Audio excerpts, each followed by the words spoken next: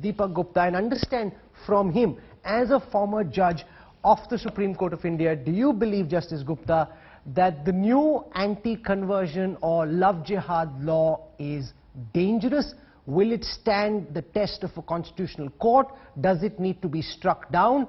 Does it address the challenges that governments in UP and Madhya Pradesh and elsewhere say it does, which is to ensure that no forced conversion takes place for the sake of marriage? Let's start with Justice Deepak Gupta. Well, good evening. But this law covers a lot of aspects.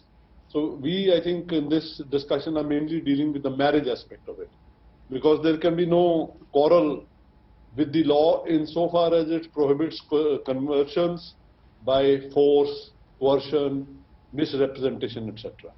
It is only this marriage part of it which we are discussing today.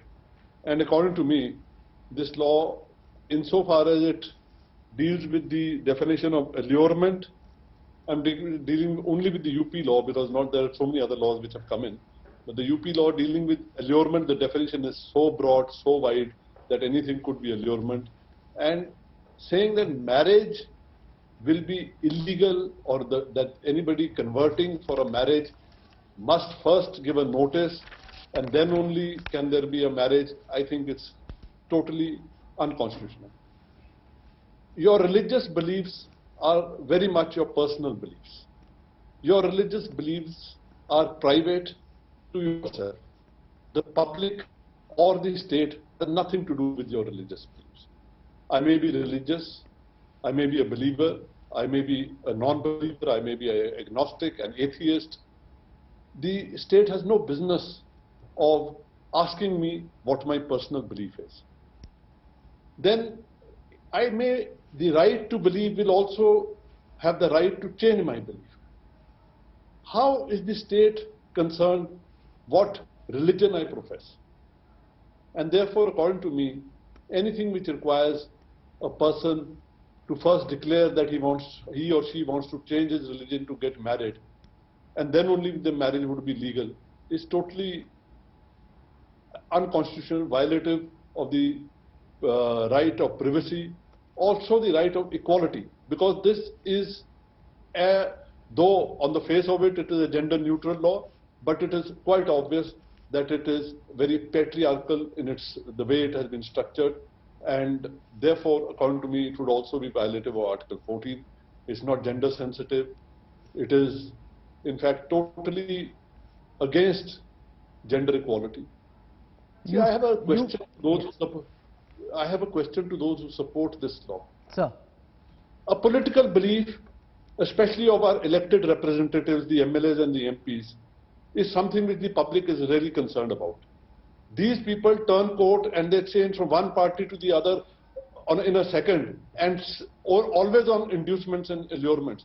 Nobody asked them to give a declaration 30 days before that when they will change their parties and go into another camp. When for a public belief you don't have that sort of law, why should for a personal belief you should have this law? You were saying something. Justice Deepak Gupta has set up this debate very well. He argues, Pinky Anand, that this is violative of the right of privacy, the right to equality. It's loaded against women. It's patriarchal in its intonation. It's not gender sensitive. Why do you as a woman believe that the anti-conversion law, the love jihad laws that have been brought out by governments such as the state of Uttar Pradesh are constitutionally valid and they pose no danger to our freedoms? Pinky Anand. Rahul, I don't know why, first of all, this has been put in a gender bracket, and why do I have to answer this only as a woman? I think I would prefer to answer this as a citizen of this country and as a lawyer, to which profession I do belong, because the ordinance itself has no gender issue in it. It is constant and communicative to both genders. So it is not restricted to either women or to men. It applies to both, for one. Secondly, as far as constitutionality is concerned, let us understand a couple of things. Firstly, this is not the first of its kind. This is the 9th state which has come up with this kind of ordinance. We've had similar kinds of laws in the past. The Madhya Pradesh and Orissa were the first 2 states to come up with similar kinds of laws. these came up before the Supreme Court, and the Constitution bench has actually decided and ruled on the constitutionality of those provisions. So on a question of constitutionality, I think we can take it that there has been a reasoned verdict, and a couple of principles that emerge from there. One, that the right to religion, to practice religion under Article 25 doesn't include the right to either conversion or to propagation in that manner which is leading to conversion. Secondly, what is being frowned upon by the ordinance, or what is being ultimately penalized by the ordinance, is forcible conversion, which leads to detriment and disharmony as far as public order is concerned. Now, that is the aspect which has been completely focused on as far as the law is concerned and the ordinance is concerned. It is not any conversion. It is forcible, allured, induced, and coerced conversion. But you've seen what happened in the case of Pinky and her husband, the manner in which Bajrang Dal activists showed up at their house, took the boy and the girl, handed them over to the local authorities. They were locked up for 10 days. One is the idea, the other is the implementation. Would you concede that the manner in which this ordinance has played itself out so far is very dangerous? Pinky, Anand. Rahul, I don't think you can pick up instances and show that, because of that, the law is either good or bad. Law stands as it is. If the implementation in any given case leads to any adverse consequences, that can be dealt on a case-to-case basis. For a moment, let's talk about Hadia's case, which the Supreme Court took up. Ultimately, in that case, the lady came out and said that she had married on her own, and the court holding that she was an adult, married out of her own choice, and the judgment came on that basis. But that can't be a one shoe fits all, or a case which led to adverse consequences which says that the law is good or bad.